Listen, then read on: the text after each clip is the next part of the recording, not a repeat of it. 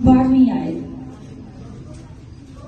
हम कलाम मुकद्दस में से देखेंगे। रसूलों के ईमान उसका 4था बाब उसकी 12वीं आयत। आमीन। खुदावन के कलाम में यूं रकम है, और किसी दूसरे के वसीला से नजात, क्योंकि आसमान के तले आदमियों को कोई दूसरा नाम जिसके वसीला से हम। अभी हमने क्या पढ़ा है, फिर से एक दफा इसको रिपीट करें। और किसी दूसरे के वसीला से नजात, क्योंकि आसमान के तले आदमियों को कोई दूसरा नाम जिसके वसीला से हम। आमीन। अभी हमने कलाम मुकद्दस से पढ़ा है कि सब नामों से आला कौन सा नाम है? किस नाम के वसीला से नजात मिलती है? यीशु के नाम से। हालात बदल जाते हैं किस नाम से? यीशु के नाम से। खुदा के अजीम खादम पास्टर पॉल योंगेचो,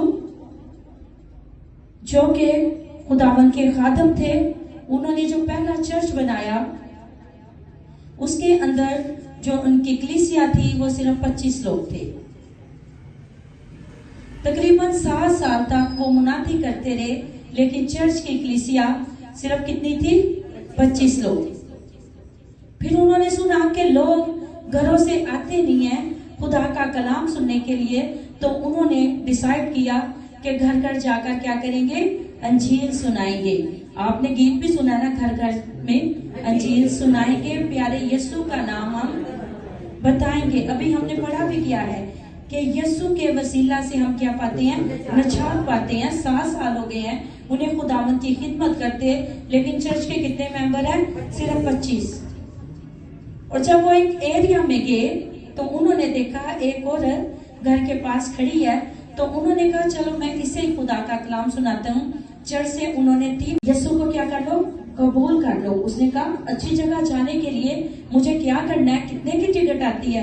क्या मुझे जहाज में जाना पड़ेगा? मुझे ट्रेन से जाना पड़ेगा? मुझे बस का सफर करना पड़ेगा? तो पास्टर पॉल ने कहा कि ना तो टिकट की जरूरत है, सिर्फ यीशु पे ईमान लाने की जरूरत है, और इस दुनिया को, इस जिंदगी को छोड़ने की जरूरत है, और तुम्हें नजात मिलेगी। और तुम कहाँ चले जाओगे? फिरदौस में। उसने कहा मैं नहीं जाना चाहती, मुझे यही जिंदगी क्या है? बेहतर है। कोई इस दुनिया को छोड़ के जाना चाहेगा फिरदौस में? कोई भी नहीं। लेकिन जो ईमानदार है वो क्यों खुदावंत के करीब होते हैं? उन्हें पता है कि हम यहाँ पे क्या है? मुसाफिर है। जो हमारा सही घर है वो कहाँ पे है? आसमान पे। उसने इस कलाम को रद्द कर दिया। फिर उन्होंने कहा अगर तू कलाम को कबूल नहीं करेगी तो तू दोज़ख में जाएगी। उसने कहा मैं दोज़ख में जाऊंगी, मैं तो अभी भी दोज़ख में हूँ। उन्होंने कहा कैसे? उसने कहा मेरे साथ मेरे घर में आओ। मैं इस झोंपड़ी में रहती हूँ। इस झोंपड़ी के अंदर जो बीमार आदमी लेटा हुआ है, जो शराब के नशे में धुत है, जिसे पता ही नहीं है उसने शराब भी पी है, और देखिए उसने बिस्तर पर यूरन भी किया हुआ है। ये दोज़ख से क्या कम है?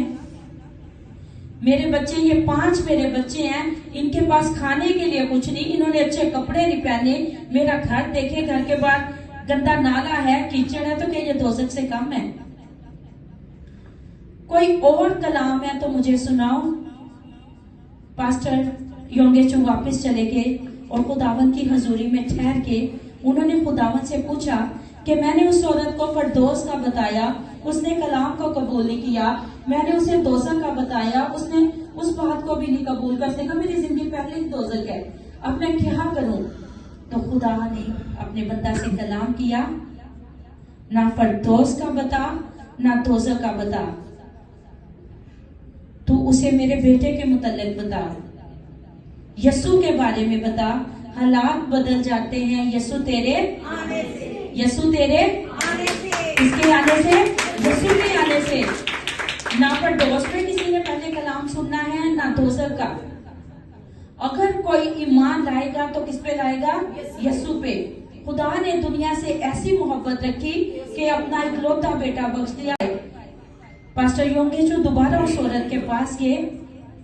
उन्होंने उससे कहा कि मेरे पास एक ऐसी पर्सनैलिटी है, एक ऐसी शख्सियत है जो हालात बदल देती है। उसने कहा उसका नाम क्या है? उसने कहा यीशु। तो उस औरत ने कहा कि वो कहाँ मिलेगा? पास्टर जी ने कहा कि मेरे पीछे आओ, मैं उससे तुम्हें मिलवाता हूँ। देखे वो फरदौस का सुन के पास्टर जी के पीछे गई? उसका जन्नत का सुन के गई? तो किस नाम से वो गई? यीशु के नाम से। किस नाम से गई? यीशु के नाम से। हालात किस नाम से बदलेंगे? यीशु के नाम से। जब वो वहां पे गई तो पास्टर जी अपने चर्च लेके गए। जो उनका पहला चर्च था वो टेंट की सूरत में था। वहां पे क्रॉस भी लगा हुआ था, जैसे हमारे चर्च में क्रॉस है, वो भी जिस तरह साइड पे है, वो क्रॉस भी साइड पे था। तो पास्टर जी ने कहा यहाँ पे वो शख्सियत रहती है, जब उस शख्सियत से अपनी जिंदगी के हालात बयान करे तो हालात क्या होते हैं? बदल जाते हैं। आमीन। आमीन। उस औरत ने कहा मुझे करना क्या है, मैं कैसे तुम्हारी बात पे यकीन कर लूं? उन्होंने कहा तू यहाँ पे आ, खुदावंत के घर में आ, खुदावंत के आगे झुक, खुदावंत से फरियाद कर, तेरे हालात बदल जाएंगे।